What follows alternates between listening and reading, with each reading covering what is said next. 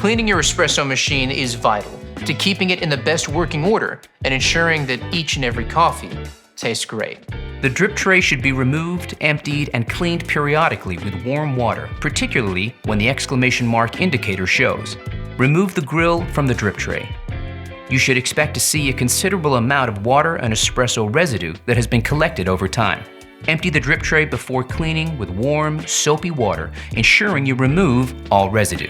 The exclamation mark indicator can be removed from the drip tray by pulling upwards to release the side latches.